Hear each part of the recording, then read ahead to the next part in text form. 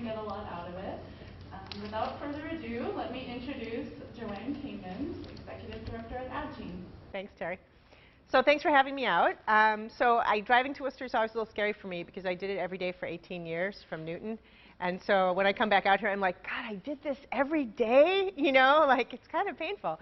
But I worked in the Gateway building actually for 4 years at a startup that was there, which is no longer there. It's grew, shrunk, moved, and is a biotech that might make it. We have a drug in phase 2, so it's kind of exciting. So thanks for having me today. I love to talk about mentoring. I was just saying this is like my favorite thing to talk about. Why don't you give me one of those too, just so I know what make sure we're working on the same page. So all of my talks, and I have many online, and you can Google me. A lot of them are linked to from my LinkedIn profile.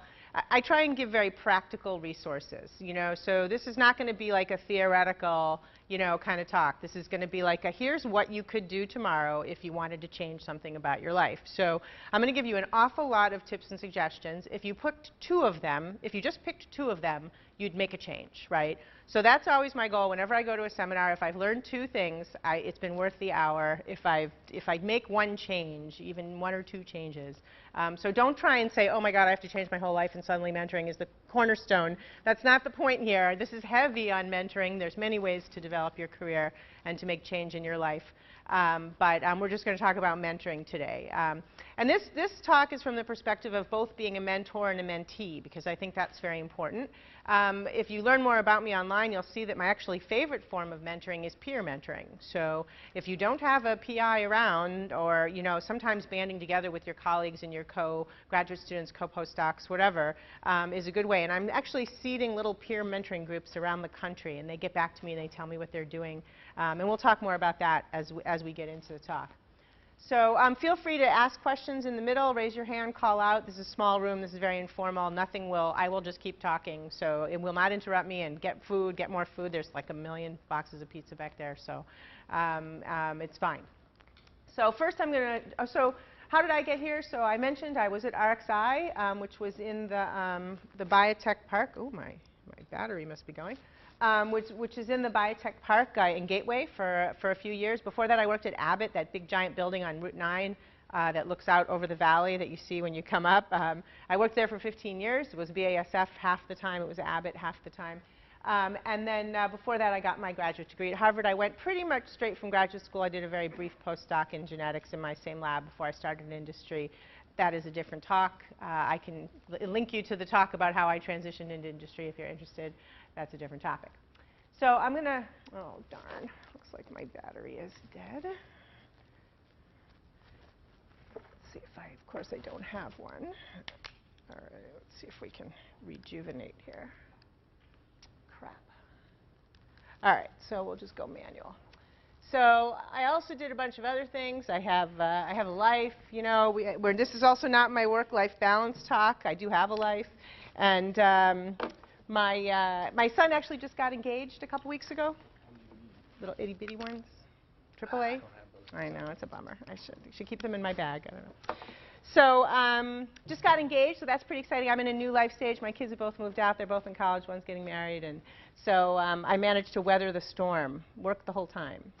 So I'm here on Adgene time, so Adgene's also a sponsor. So how many people have heard of Adgene? How many people here work with plasmids?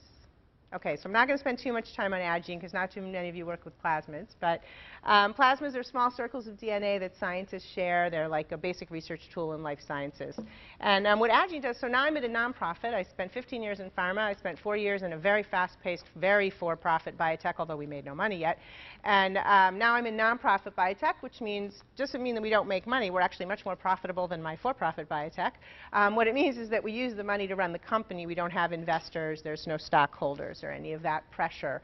We're just mission-driven. Our mission is to help scientists share and collaborate. And so that's what we do. So there's some flyers about Adgene in the back. If you do know life scientists, and you know, as a favor to me, you could share those with them. But what we have is a very large database of reagents. We're a library, and we accept materials into the repository, and then we distribute them around the world for a small fee. And those small fees run the repository. The other unusual thing about Adgene is that it is self-supporting. We don't have any grants. We're not in any university. We're a completely separate organization, which is fairly unusual for biological resource centers.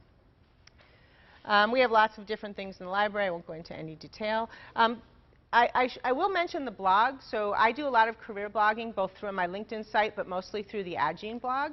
And there are a lot of great blogs for scientists on, we have the molecular biology topics, that have to do with plasmids. We also have a lot of great career insights and blogs. And our Facebook feed, I manage that. I manage our Twitter feed, and I do all kinds of hints for postdocs and academics in tech and in science. So if you're on social media and you're interested, we're a good account to follow. There's a lot of great content online. So I'm not going to talk too much about this. OK. So all right, so let's talk about mentoring. So there's a few different types of mentoring that you're going to, it's a very loaded word, so get away from how loaded that is, like some Greek thing, some guy teaching you, and someone that follows you through your life. What we're talking about is learning from other people, learning to ask advice, learning to be vulnerable, right? Learning to go to somebody and say, can you show me how to use that machine because I've never used it before, or someone showed me yesterday and I already forgot. Can you show me again? And so that's technical mentoring. Hopefully all through your graduate school you have really good technical mentors that are teaching you that stuff. You need that. That's how you learn, right? So I learned everything I know from a postdoc. My advisor did not have good hands at the molecular biology bench, but there was a postdoc in my lab who was really good. And he's the one who really taught me how to do molecular biology. There's one-on-one mentoring. So hopefully you all have advisors. So you may have an advisor who's just a boss, and you may have an advisor who's a mentor and a boss. I wish you all had mentors and bosses. My guess is probably less than 50% of you have an advisor who is also serving as a mentor. And we'll talk about why that's the case. Unfortunately, few of them are trained to be mentors, actually, and to be in an interactive relationship where you're working on learning and growth.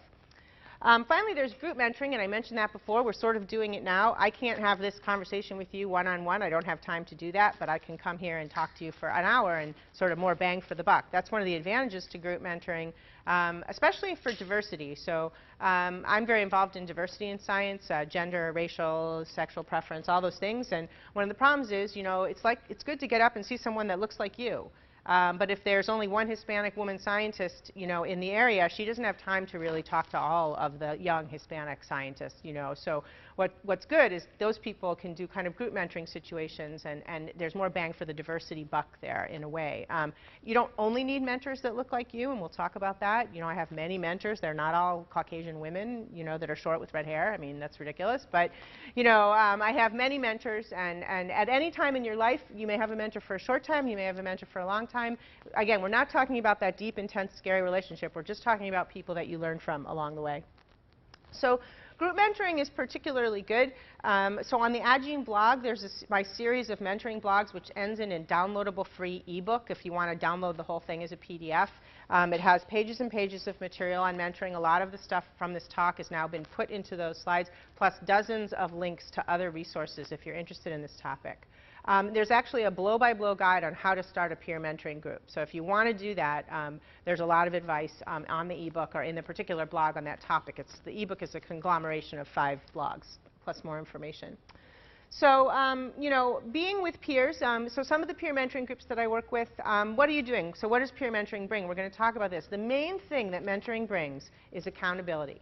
So every morning at 6 a.m. I go to the gym, and there's a bunch of women my age who have been going to the gym for like 10 years at 6 a.m. or a quarter to 6 in the morning. And when I don't show up, I get a text that says, where the hell were you?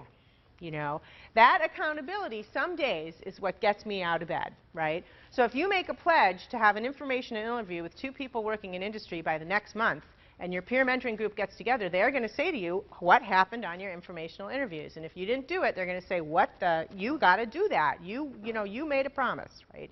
So peer mentoring may not bring wisdom of years, but it brings wisdom of peers that are going through the same thing, right? And maybe bring that accountability and learning to you. That's very important. So that's one of the things I like about peer mentoring. It's really fun also. And there are many mentoring programs in the area. If you're interested, I can talk to you about how to get involved in some formalized peer mentoring. But you can do it yourself.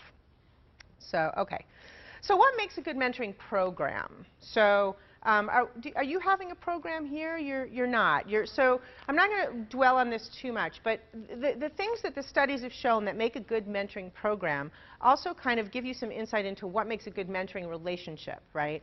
So if you look at what makes a good mentoring program, So you're based on developmental needs. So it might not be good for me right now to be mentored necessarily by an academic who's been in science for 30 years in academia, because I am not in academia anymore. I'm peripherally in academia, but I'm running a company essentially. I don't do that much science. I look at a lot of data, but I don't do that much science anymore. So my mentoring needs are quite different, right? So it wouldn't be who I would seek now as a mentor is not the same person I would have sought 25 years ago when I sought a PI that could be a good mentor to me, right? So another thing is that formal goals are outlined and tracked. So just getting together and having coffee, that's nice, and you might learn something on your first meeting. But if you really want to work with someone and have them help you grow and change, you really want to set some concrete goals. So whenever I'm working with a mentee, I say, here's the 10 things that I could probably help you with. And then the mentee says, well, here's the 5 things I need help with. And we figure out the Venn diagram, what's the best thing, I can do there. I had one mentee where all I did was help her write her master's thesis presentation because she was not good at presenting. And I was sort of her stealth editor. And we worked hard on this thing so that when she turned in the first draft, her advisor was like, this is your first draft? This is awesome, So it made her look great, right? Nobody needed to know about that I had been speaking for 15 years and, knew how to give a talk and make pretty slides. So, different types of relationships are going to have different types of goals. So you set a time commitment. We're going to meet twice a month. We're going to meet once a month for 3 hours. Whatever it is, formal time commitments. Again, the more you formalize some mentoring relationships, I'm not saying all your relationships are going to be this formal, but at least for a period, the more you're going to get out of them. There's a process for monitoring. So if you're just in a one-on-one relationship and you're not really in a program, that's a little hard. Maybe you're self-monitoring. Did I meet with my mentor this month? Did I do the homework we agreed on? Are we both, did I find an article for us to read and share? Whatever it is, some kind of self-monitoring to help that you're reaching your goals. In a program, we like to have both parties accountable. In a company, you will be accountable if you're in a mentoring program, which means you have to report back on did you meet, what did you learn, what did you do. Accountability is a really great part of mentoring. If you're in a one-on-one relationship, it's bringing accountability to each other. Like, I'm going to do these things, and then the mentor's saying, did you do those things? Let's talk about why you did or why you didn't. And in a company, there's usually links to business strategy, but for yourself, there's just links to your own goals and what you want to accomplish and what you want to change. So where do you want to look? Well, there's a couple places to look. You look for mentors where you are in your organization. And these are some of the reasons why you might want to do that. They know what's going on. They may know the people around you. They may know the culture. And they may be able to very specifically help you navigate bureaucratic and emotional culture of your department or your program. So if you're new in an academic department, identifying someone who that might be a good mentor, maybe not your PI, for example, or not your direct boss. So these are not boss relationships necessarily, though many bosses are mentors as well. Looking for other people that can help you on the sly kind of do that navigation can be extremely effective. So the problem, though, is that you can't really be yourself with people at work. You can't, and it's not really a good idea, frankly, for your futures. This is just some advice to really let it all hang out. So if you really want to get intimate with someone and get them to deep into your problems and into your issues, which is a good thing about mentoring in some cases, having mentors not at work is what you do that for. So you just really can't do that at work. Also, having mentors in other places broadens your network, gives you opportunities that you might not expect, tells you about other types of places to work. So I know people have stayed for years in their own miserable job until they finally realize that not everybody is that miserable, and not every company has that same, problem that their company has, right? So being exposed to other things, this is always important, and it doesn't always need mentoring. Sometimes it just needs informational interviews and sort of standard networking practices. But mentors can sometimes help you stretch and grow in that way. Okay, so one thing about workplace mentoring. So let's say you do find someone here. Maybe it's a postdoc, maybe it's a grad student that's older than you, maybe it is a faculty member or someone, someone here in your current organization that you feel you'd like to spend a little time with, and we'll talk a little bit about how to go about that. So this does not, get you anything in your workplace. Mentoring is about personal growth. It doesn't get you a promotion. It doesn't get you advantages, although sometimes it leads to advantages in the long term for long-term relationships. But it's not solving your problems with your boss. So don't see it that way. You can't solve those problems that way. Those have to be faced head on or with an ombudsman if you have issues with your supervisor, right? It's too threatening to mentors to hit them up and say, help me with my problems. That's not really what you want. You want to say, you're good at this, and I want to learn how to do that. You have a ton of grant money, and I want to go into academia, and I want to know how you did that.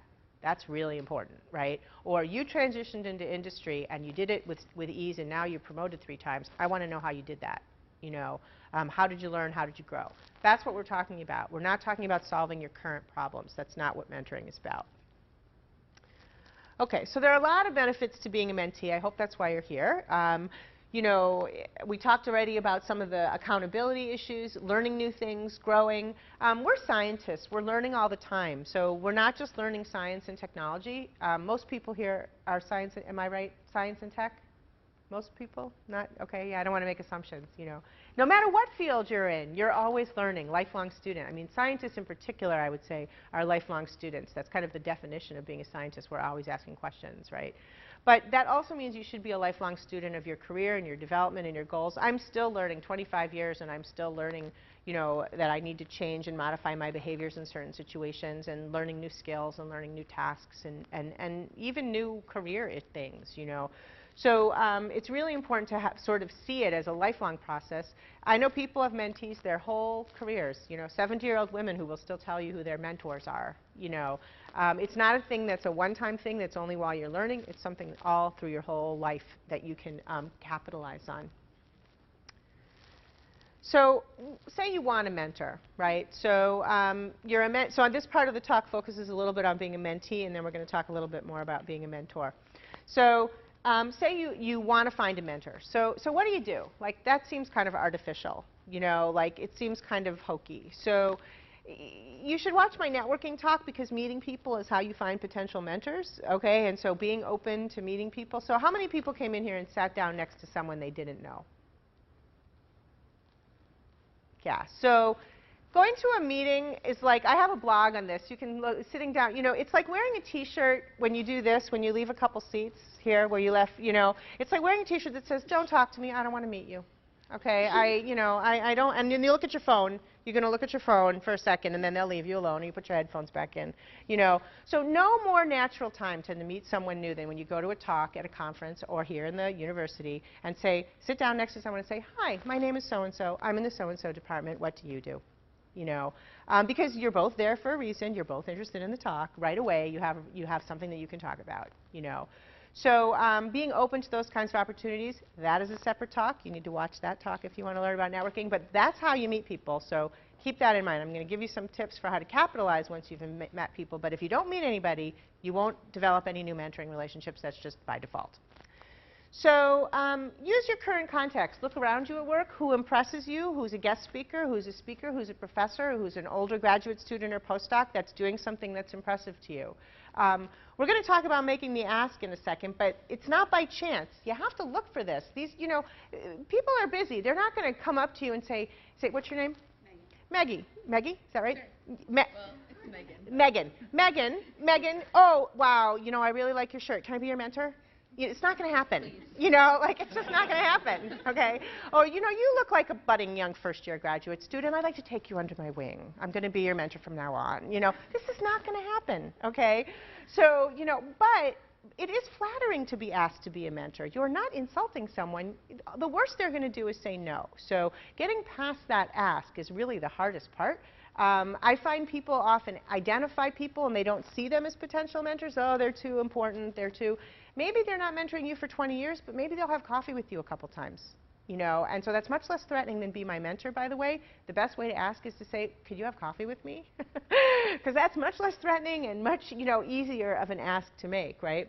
So, you know, get involved in parts of your organization that meet with people from outside. So if you're in a very specific area of technology or science and there's a visiting speaker, you know, that's a great person. Get on the list of people who invite speakers in. Then you're going to get to have dinner or lunch with that speaker, right? And then you've had a chance to work with them, get to know them a little bit, right? So, so that's kind of how, I can't tell you how to create your list. It's about meeting people. That's the bottom line, right? Within your department and outside your department. And by the way, there's a couple groups of people that you can cold call. One of them is relatives. Okay, people underutilize their relative networks. Relatives are absolutely obligated to connect you to all the people they know in your field that you ask them to, and if any of them is even remotely related to your field, you can cold call them. Another thing is your alumni database. Those people are in there for a reason. They want to be called. They're interested in talking to students at their organizations. We are all very dedicated to our universities. My daughter, I went to University of Pennsylvania. My daughter now goes to University of Pennsylvania. You know, we are very attached to University of Pennsylvania. Half my family's been at MIT for going on 30 years now, so they are very attached to MIT. When alums or students from U of P or MIT call me or my husband, we are much more eager to speak with them and than we are, I don't know what it is, it's like the relative thing. It's just you can cold call those people, okay? So take advantage. If you're looking for particular opportunities, even if it's just an email exchange or a phone call, you could learn from some of those people, right? Also, if you have an ethnic group, so I'm Orthodox Jewish. I know all the Orthodox Jewish biologists in the Boston area and in the greater Northeast, because there aren't that many of us, right? So if you are from a small town in some foreign country, you should know all the people from that small town in that foreign country in the Northeast, and you can cold call those people and say, in your native language, help me. You know, and so be brave about doing that. Work your networks. Use them to the extent that you can. Okay, so you have your list, and now you're going to ask for some support.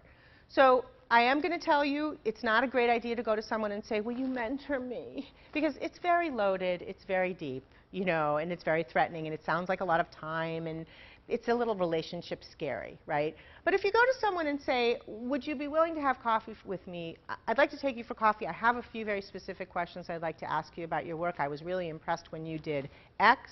The person will either be rude and be busy and they won't make time, or a good portion of people say yes when you make that ask, because it's really quite flattering. You're asking someone to share their wisdom with you. People like to do that. They like to talk about what they know, right? So it's a really good thing to do. So if they do say yes, take time for a first meeting. Take them to lunch or coffee. Sometimes it's just on the phone. And then you need to be prepared, and we're going to talk a little bit about how to be prepared. So mentee-mentor relationships are driven by the mentee. The mentor's there to help, but they're not going to make the meetings, set the meetings, come up with the questions, come up with the topics. That's mostly up to you to come up with. A good mentor, as you get to know each other, will start to give more of themselves, unless they're a sort of professional mentor, someone who's been assigned to you, who's getting a lot of education, or who's a professional coach, which, by the way, is sometimes a good option. Sometimes you have to pay for coaching to get the best coaching. Coaching and mentoring are a little different. But the fact is, some of these relationships will take off. Sometimes you'll have coffee, and it'll be really fun, and you'll say, you know, I really learned a lot. Could we do this again maybe in 6 weeks or a couple months, you know? And if you had good questions and were a good listener and did a lot of the good characteristics of being a good mentee that I'm going to talk about, they'll probably say yes, right? And then you can take the relationship from there and see where it goes, right? If they say no, move on. There's people in the world who are too busy or too threatened, or they're just not nice enough. Move on to the nice people. There's plenty of nice people. And scientists and technologists in general really like to help people that are being, I mean, think about it. Would you help someone else? We're going to talk in a second about being a mentor. You know, one good way to learn about being a mentee is to be a mentor. So, and then you learn a lot about what that's like. Okay. So I talked a little bit about the mentee's role. So the mentee's role in a relationship is really, you know, I'm not going to get into all the details about this, but you know, in my blog, there's more information. You know, it's not the mentor's job to drive things. You have to do some self-work. You can't just sit there and say, oh, teach me, master. It just doesn't work that way. We're not kung fu, you know. So you have to be ready with questions and issues and a little bit of self-awareness, and there's all kinds of tools online to do this, self-assessments, the MyIDP from Science, there's your career office. You know, if you're identify some of the things that you want to develop and grow. Maybe it's public speaking, maybe it's grant writing, maybe it's industry, maybe it's managing people. Whatever the issues are that you're facing, people like to help you with the problems, but you need to come forward with the questions, right? So that's the mentee needs to be prepared with that. So there's a lot of things. So one of the great things about mentoring is to formalize it a little bit, and that is to find things to talk about. So you're going to meet with someone for coffee, and you're an introvert and you're not a good conversationalist. It happens. There's like some 50% of scientists and technology people are introverted, and they aren't good at making chit-chat. Okay. So if that person isn't directly in your area of science, which, by the way, even introverted scientists and technology people are happy talking about, you know, so one-on-one, introverted people like one-on-one, so this is actually good for you. But there's a million things online, million topics, articles that spur your imagination, articles that upset you or frustrate you, questions you have, you know, even just an article in the Atlantic that you found. So sharing this reading with a mentor and saying, will you talk with me about this article or this scientific article or whatever it is. You don't have to write this down. There's just like a million things online, a million topics you can do. Sometimes that helps spur the conversation, right? So, you know, going in cold and talking to strangers is really stressful. Maybe it's not a stranger, maybe it's someone you don't know well. So being prepared with questions and information and topics is a way to ease that. That's what mentoring programs do, by the way. They provide material to ease the relationship building. And then what happens is once you've talked to that person for enough time, they get past it, right? And then you just get together and right away you're in conversation because you have a lot to talk about. But it gets you over that get to know you part. There are also all kinds of mentoring tools, and we're going to talk about those a little bit today. So let's talk about one mentoring tool that I like to use. So, you know, I don't know how, I'm a little old. How many people still read magazines, like on paper? Okay. And I don't know if you remember, like, Tiger Beat magazine. This is, maybe you have some kids or nieces or nephews or something. Tiger Beat was very, and 17 magazine. And there were always these polls in the back. What boy is the best boy for you? Or, you know, find your magic color, you know. And we would take these surveys and fill out the multiple choice. It wasn't the taking of the test that was fun. It was the pajama party where 14 girls took the test and we talked about our answers. That's essentially what mentoring tools and career development tools are. It's not the actual activity, it's the talking about the activity. So I'm going to give you a very concrete example, and you all have this activity spelled out in your handbook. This is one of my favorite ones to use with new mentees. So forced choice analysis is very scientific and geeky, which is why it's really good for scientist mentoring groups. So if you say to yourself, I have 10 things to do today, which one's most important? It's very hard to prioritize them. So people are not very good at making choices. So if I say to you, what's your favorite flavor ice cream? What do you say? If I say chocolate or vanilla, what do you say? Yeah, binary decisions are very easy, okay?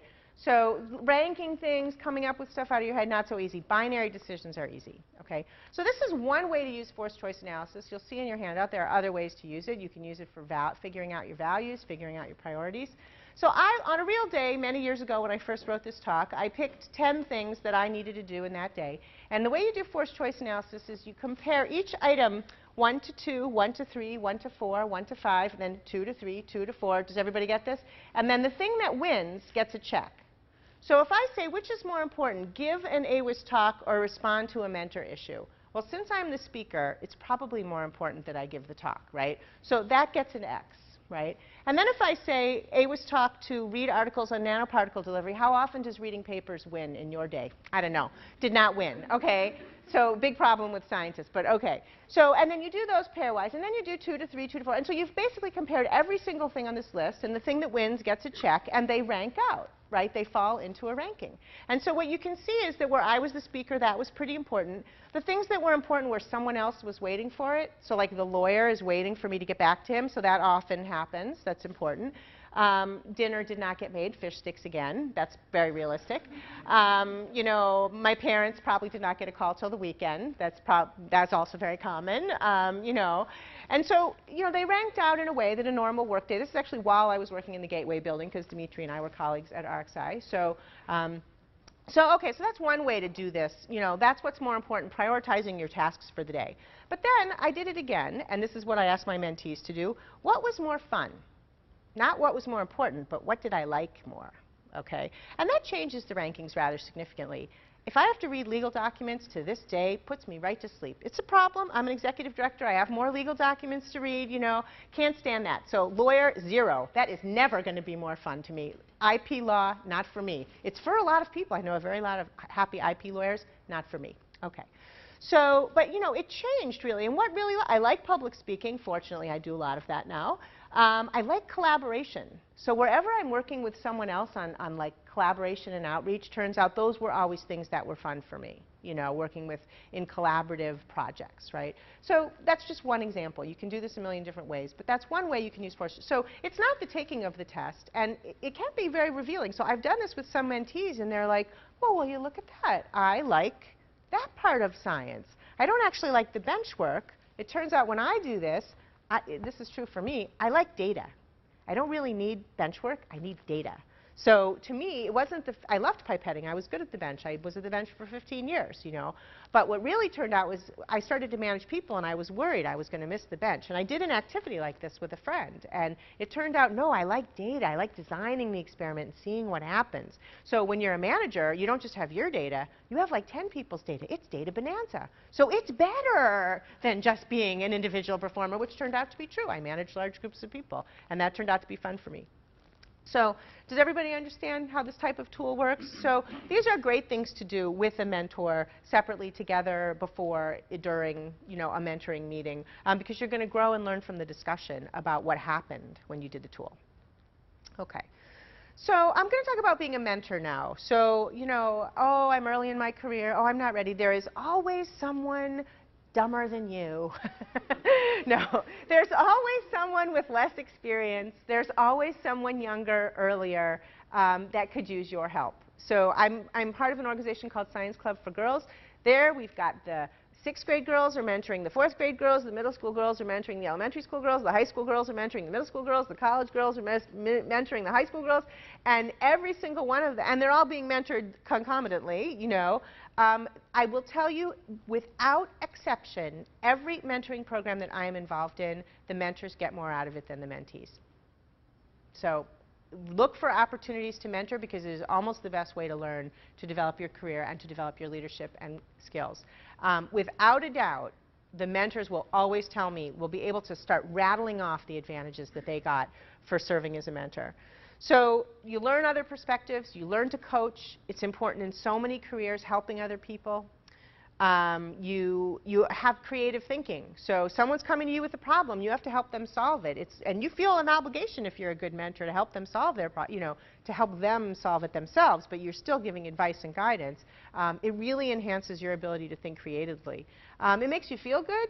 You develop bonds and attachments and people that owe you stuff. So I've mentored a lot of people in small ways and large ways. You know, when I go to look for work, it's the most rewarding thing. People come out of the woodwork. I get help. I get offers of help. You know, I went on my LinkedIn profile and I said, I need a daughter for my 19-year-old job. She types 100 words a minute. She's bright, but she has no experience, and she doesn't have to get paid. But it would be nice. Basically, that was my LinkedIn post. And like 3 people called me and said, well, I'll hire her for the summer. You know, and she ended up in this great job at the Harvard Tech Transfer Office, doing, you know, helping with projects there. And, you know, so because I had done stuff for those people. So helping people has its advantages. It's like good karma. It doesn't always come straight back to you. It's sort of like what goes around comes around. So, okay. So mentors do have some responsibilities. They bring that accountability. They want to set the tone. So you want to get away from the, wow, I had a bad day kind of conversation, to what goals are we going to set? How are you going to grow? You know, what kind of information can I help you with? You can have a few minutes of the, wow, I had a bad day. That's like friends do that, you know, but you don't want to get stuck in that mode where you're just, you know, you can do that with your friends over coffee. That's not what mentoring is about. You know, having to be honest and open. So sometimes it's a little, you have to be a little vulnerable. You have to talk about your own weaknesses and your own problems, and you have to be willing to give feedback. So I don't know if I have it in this talk, but I have, if someone's interested in that, I can give you, I have a whole piece on giving feedback.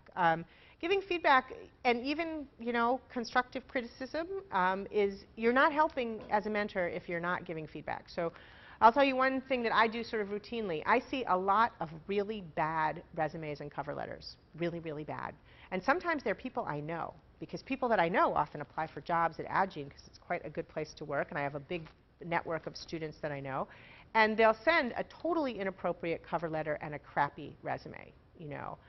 And I can't tell my hiring managers to hire someone who submits a crappy resume, because that would be a bad use of my executive power. But, you know, I will often contact those people and say, look, I'm going to tell it to you straight. You're not going to get an interview because your cover letter has nothing to do with the job. You're talking about bench science, and Adgene does no bench science. They threw it in the garbage. You know, you've got to read the job description, you know. And so it's hard, right? People don't like to hear that, but I'm not doing them any favors if I don't do that, right? If I don't give them that honest feedback, right? So that's really one of the hardest things about being a mentor is sometimes you have to give somebody some bad news. Of course, you want to do it in a way that leads to growth and change, not in a way that tears them down. So, but that hopefully is obvious to you. So I'm going to go fairly quickly through these 4 stages of mentoring just to make some points. You know, with any relationship, you're starting out, you're getting to know somebody, then you're kind of figuring out what you're going to work on, and then the mentor and the mentee are sort of enabling each other to reach those goals, and finally coming to closure. And I'll spend a few minutes on closure, but there's not much to say there. So I talked a little bit about self-preparation and self-awareness. You have a lot of material in front of you, and there's all kinds of online resources about figuring out what your strengths are, what your needs are, getting input from your colleagues, from your PIs, from your, from your other graduate students around you. So what do you want to do? Make a list. Prepare for the first meeting. Don't show up without questions. There's a lot of information online about informational interviews. I have a blog. I think I have a blog on this topic. But if you email me, I can send you good practices in informational interviews. You know, you don't want to go into an informational interview, which is not an interview for a job. It's just an interview to get to know somebody, without some questions, right? And there's some obvious questions you can use, but you want to be prepared. It's completely fine to come in with some written questions and say, I want to make the most of our time. Do you mind if I ask you some questions? You know, that's how you, especially if you're not a good conversationalist, that's how you're going to get conversation going and get you over that hump. So make a list. Make an agenda. You know, have a couple items on the agenda that you want to cover. You know, and the agendas may change. You may start out with getting acquainted type questions. You may move on to goals and check-ins and outcomes and feedback. But whatever it is, you know, you're getting to know each other and you're getting to know what each of your strengths and weaknesses are and where the growth is going to happen. So one of the important things about being a mentor and a mentee, the good mentors don't actually like tell you what to do. They ask high-gain questions. So high-gain questioning is a real talent. I'm more of a talker than a listener, so I'm always working on my listening skills. But asking high-gain questions are those questions that do not have yes or no answers that lead to deeper thought and, you know, phrases like, tell me more about that. That's, you know, tell me more about that. Well, what do you mean that didn't feel right? What do you mean that was hard? How was it hard? You know, but those are not yes or no questions. So it's very hard actually to ask high-gain questions for a length of time. So I think we have time. Let's do a little activity. So pair up, find someone, a second person, and so everybody find a partner. Introduce yourself quickly. Yeah. Okay. Okay. So in each group of the partnership, and you can get to know each other a little more after, but we don't have too much time, so I'm going to move kind of quickly. Is one of you planning a vacation anytime soon?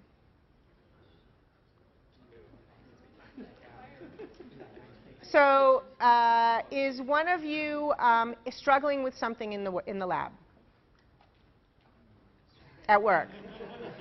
All right, well, you decide amongst you. One of you be the questionee and one of you be the questioner.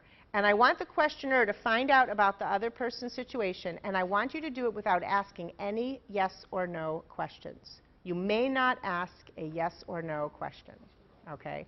And we're going to do it for 2 minutes, and I want you to find out as much as you can about that other person's situation. And even if it starts out by figuring out what the situation is, but you may not ask a question that can be answered with yes or no. And we're going to do that for 2 minutes, okay? Start.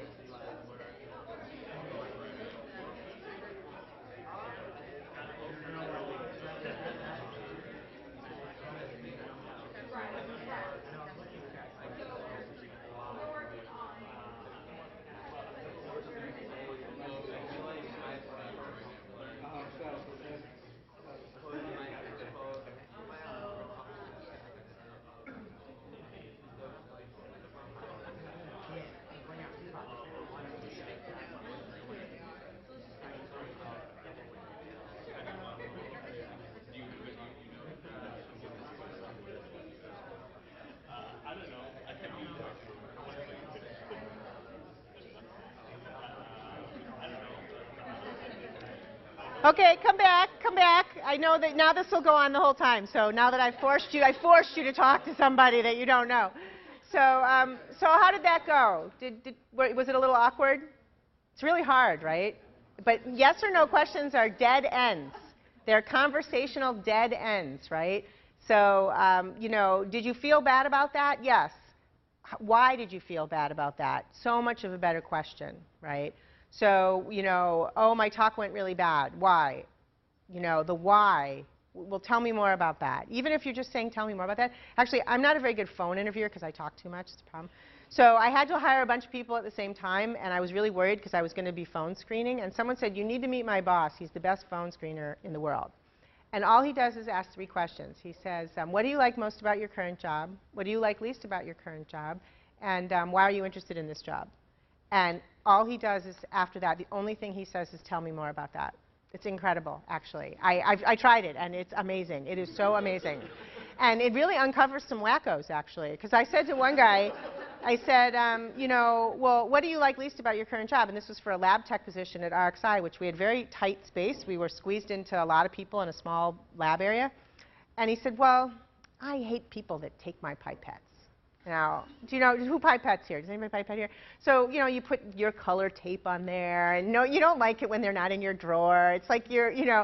And I said, oh, I don't like that either. You know, well, tell me more about that. He said, well, you know, also the people that never change the water bath. I always have to change the water bath. And I'm like, really? Tell me more about that. You know, and he starts going on a rant about how, you know, and then I'm like, this guy's going to share lab space? You know, like he's got some serious territorial issues, you know, with equipment. So he did not get an interview, right? So you're going to learn much more with tell me more about that. And a good mentor is going to do that to you. Is going to really, and they're going to be like therapists. You're going to be like, just tell me the answer. And they're going to be like, well, we need to figure it out together. You know, it's kind of zen. So, but that's what high gain questions are. So go home with your partners and your roommates, practice it. It's actually a really, really good skill to be able to routinely come out. And I do as I say, not as I do. I'm terrible at this, but it's the best. So, okay. So we're going to skip this. All right. So let's talk about goals. So setting goals. So what are the best kind of goals? Have anybody been in a corporate environment at all, like maybe before they came here? So what kind of goals did you have to set in your corporate environment? We had to set business goals, personal development goals, and then client goals. And what do they call the goals? Performance objectives. Well, SMART goals. Did you ever hear that? Oh, yeah, SMART goals. Specific, measurable, right, you know. It's very painful, the SMART goal thing. But it's actually, you know, if you think about it, and I make people do it and they hate me for it, it's a pain in the butt. But it's really, really the way to set goals. So my son is getting married on May 31st. We just got a hall, we set the date. And, you know, I'm looking at buying that mother of the groom dress. And I'm like, I got till about January. I am going to lose 50 pounds, okay? Now, is that probably attainable? I've had 2 children and I'm over 50. You know, that's not going to happen, okay? But, you know, if I say I'm going to wear this pedometer and I'm going to walk 12,000 steps a day instead of the 6,000 I was doing before because I was sitting on my butt too much at work, and, you know, I am going to really step up my energy. Could I lose maybe 20 pounds? I probably could. So, you know, that's 2 sizes for those of you that don't know that. That's like 2 dress sizes. So, you know, I'm like, you probably don't know that yet, but you will. And, you know, I'm like, I'm going to go for that. You know, I'm going to go for that specific, attainable. I'm going to up my pedometer count. I am actually, you know, dieting. I'm doing, you know, but I'm geeky, so I diet like a scientist, like measure calories online, and, you know, and so, you know, so really setting realistic goals and measurable, attainable. So not, oh, I really need to learn about industry this year, but I'm going to have 2 informational interviews every 2 weeks with people from industry from the WPI Alumni, you know, database. You know, very specific. When are you going to do it? How are you going to do it? You know, and what a mentor does is helps you build that development plan. So we call that a personal development plan. These forms are in here. I use these all the time. I know it sounds hokey. We're back to that tool thing. It feels like contrived and stupid, but it's way better to use a development tool to set your goals. So this is just one of the many tools that you can use to set goals. We do this with my company. We do this all the time. Now, do you always make the goals? No. But part of the not making them is in the learning why you didn't make them, why, what went wrong there, and maybe you set the goal slightly wrong. That's how it is in a corporate setting. You very rarely make all the goals, but there's some learning there. But when you're doing career development, you really need to set goals for yourself. If you just say, I'm going to read 50 papers by Tuesday, it's just not going to happen, So you need to do it in such a way, I'm going to spend 15 minutes with my internet turned off every day. And I'm going to do something during that time, and maybe I'll read a paper, But it's a little more realistic to say I'm going to shut my internet off for 15 minutes every day. You can even make yourself do that. There's programs that can make you do that, And so whatever it is, really setting concrete and hard goals. So does anybody mind being a goal guinea pig? Does anyone have a goal they're working on that they would like to share with the group? At the bench, in the lab, at work, in school? Future career goal? Oh, man. Nobody? Thank you. So what? Trying to round out my PhD committee. So gathering your PhD committee. Okay, great. So we're going to perform some group mentoring here, okay? And tell me your name. Tim, thank you so much for volunteering. That's an excellent one.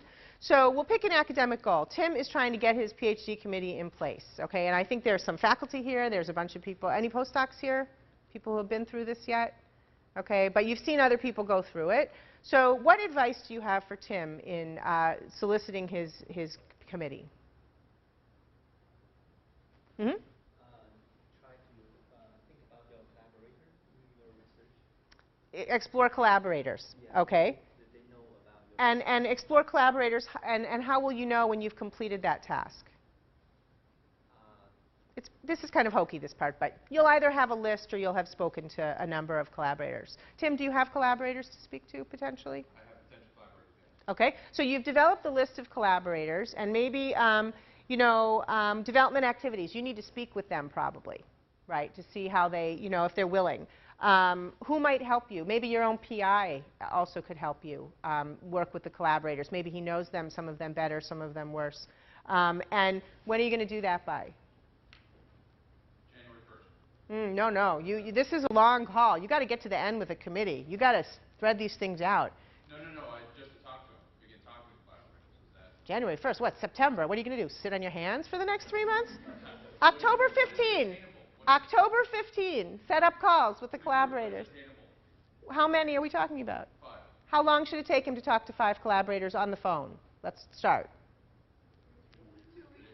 2 weeks? Yeah, I'll say 4, because I know academics. You may have trouble pinning them down, so you all know academics too. So October 15th, talk to 5 people. Okay, that's goal number 1. Okay, what's another thing that you might do? Do you have anybody on the committee yet?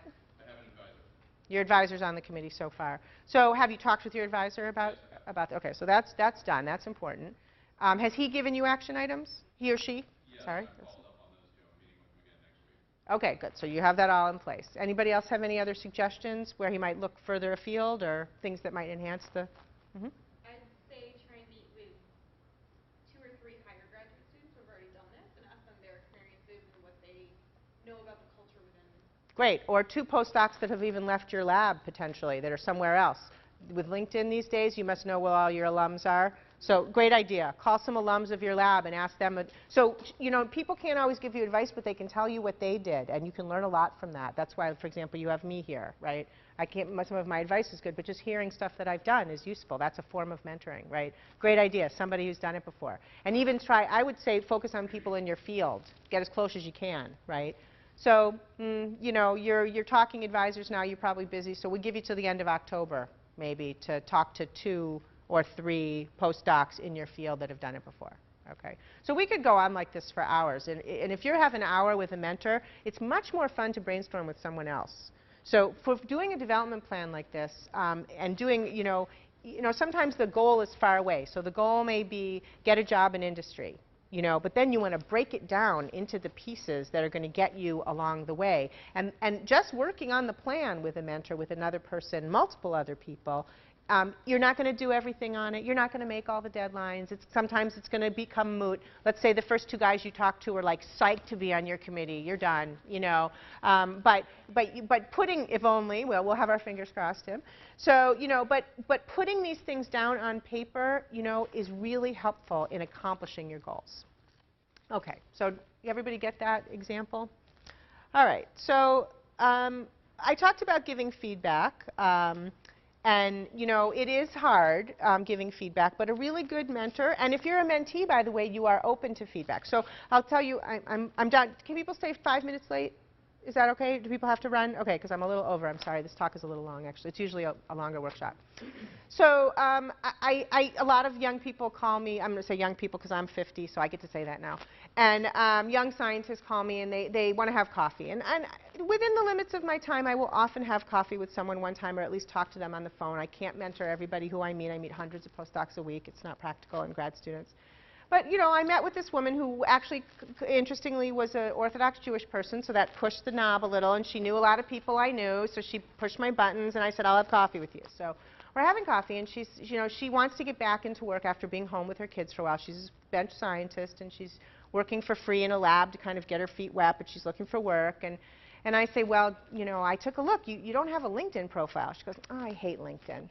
And I said, well, if you're looking for jobs in industry, you really have to have a LinkedIn profile. It's weird if you don't. It's pretty much impossible to look for work. They're going to look for you. It's just strange. You just need to do it. And she says, I don't have time for that. I'm like, okay.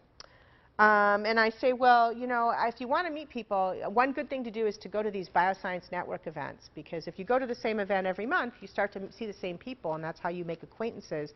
You know, sometimes it takes a few months to get involved, but those are particularly good events, and I think you might benefit from going to those events. I don't have any time for that. I can't do that. No events at all. You're not going to network at all. I don't have time for that. Okay, you know, and it literally went down the series of advice that I give to people that are looking for work, you know, that I've helped many people get jobs. I mean, like, you know, really. And, you know, after 20 minutes of that, I was like, well, we're done here. You know, you're not really, you're not really receptive to anything I'm saying, and so why don't you just do it the way you know how to do it? Why are you having coffee with me? So that is a pet mentor peeve, okay? So if you are being a mentee, you need to listen. So not only do you need to give feedback, but you need to listen to it, right? Okay, and even if you can't fix the things right away, you need to be receptive and open. Otherwise, you're wasting everybody's time. So turn your head into that place where you're, it doesn't mean you have to agree with everything that your mentor says. You just have to think about it, right?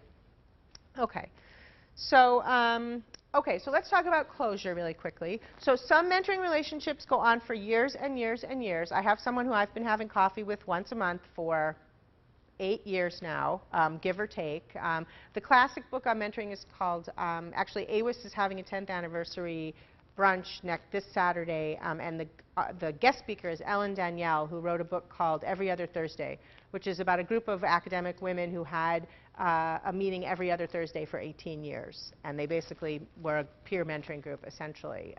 Some relationships go on and they take off and you become family friends and you're naming your children after them, and it's, you know, it's great. And sometimes you have coffee with someone once and you learn something and you move on, you know. So closure is about it's all okay. You can't possibly stay in touch with every person that's ever taught you anything for your whole life. These are sometimes short periods, they're sometimes long periods, it's sometimes when you live close together, sometimes when you don't. What you do is you say thank you and you move on. You've really helped me a lot. It's been great. Thanks for the time that you've given me. You know, and don't be upset or hurt or, you know, it's not like that. It's just situational, right? So closure is about saying thanks, basically, and then moving on to other experiences. So really, the key steps to mentoring success, learning success, development success, I kind of want to take that loaded word out of it, is making the time, meeting with people, and really making the time to meet with them a couple times regularly, okay? And making time to prepare. So remember those things on my list that got no checks? Those are the hard things, the introspection. You have to make time to think about what you need and what you want to change. Making defined goals, having something you want to come out with at the end. You'll learn all kinds of other stuff along the way, but setting some goals is what drives change. Otherwise, you're just going to be the same you at the other end without having developed any skills, okay?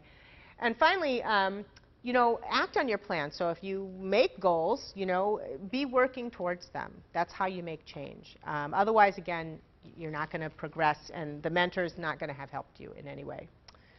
So I have references online. If you go to the Agene blog, blog.agene.org, the mentoring ebook has loads of references on these topics. If there's specific ones, you're welcome to contact me if you have specific questions or want references for specific parts of the talk. So thanks for having me, and I'm happy to take a few questions.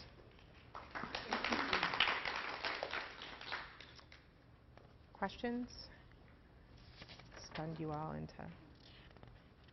When you have a mentor and you've got these goals established, and this may be a leading question, but the goals all of a sudden are no longer appropriate, what's the best way to sort of renegotiate and open that conversation to say there needs to be a pivot, we need to adjust, adapt? Yeah, I mean, that's exactly what you say. You know, so a good mentor is you're talking about the feedback and what happened, right? So you don't want to be working on goals that are no longer appropriate, right? So I can think of millions of examples like that, especially in scientific mentoring, right? Because you could be working on a project that just becomes a waste of time. You discover something and it's no longer useful, right? So I think that's being a good scientist, is being able to pivot and move. You don't want goals to be there for the bad reason, that you get obsessed with them and, like, you know, they're driving the wrong thing. You want the goals to help you make change and growth, right? So you want to choose goals and always make sure that they're, you know, it's just like being in an industrial setting. If you had a goal to sell 50 widgets number A, and suddenly widgets number B are the right thing to sell, it would be stupid to make everybody keep selling widgets number A, you know? So it's the same thing with any mentoring relationship. You want to always be negotiating. But, you know, the longer you're with a good mentor, and you do use it as an opportunity to growth, and you're receptive to their suggestions and their advice, the better they get at helping you figure out what the right thing is, right? So relationship building, we didn't talk a lot about this, but obviously the better people know you, the better they can do in helping you, right? So the longer term relationships are the ones where you can get a little deeper and get more proactive advice because they know what to tell you. So it's my friends of 10 years that come and tell me, you know, someone came to me about another job, and I called some friends. I said, should I take this job? And they're like, are you crazy? You don't want that job, you know. So, you know, that kind of thing is what you get from people that know you, right, and can give you that mentoring. Yeah. Any other questions? Okay. Association for girls in science and things like that? So I am involved. I'm involved in a number of different organizations. One is called Science Club for Girls, which is a program mostly in the Boston area. That is a mentoring program for K to 12, essentially, and it's a fantastic program. You can look them up online. They're having a big gala.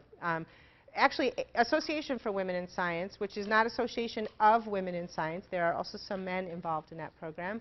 Has a big mentoring program. They have a Worcester branch, and if you're interested in getting in touch with those people, I'm happy to put you in touch with the organizers of the Worcester subcommittee of Association for Women in Science. If you're interested in networking opportunities in Boston, contact me. I can talk to you. Worcester has mass bio activities. That's our local trade organization for biology. I don't know about some of the other, that's very specific life sciences. I don't know about other fields, but you know, there's an internet. You're better at this than I am. So there are networking opportunities to meet people, you know, all over Worcester, all over in the West. I will say, having lived in Newton and worked in Worcester for 18 years, so I developed a lot of relationships in Boston. If you're thinking of staying in the Boston area, it behooves you to find some way to get to Boston sometimes and take advantage of the networking there. It is richer. It's not that there isn't stuff to do out here. I did a lot of stuff out here. You know how people, like, I did it every day, so it kind of befuddled my mind that people would be like, Worcester is so far. I'm like, every day I'm driving there, you know. So to me, there was really it didn't shock me when someone would say, come to an event in Boston, because I was doing that every day. But if you are trying to network and develop relationships to make transitions and meet people in your field, there's just more there, you know.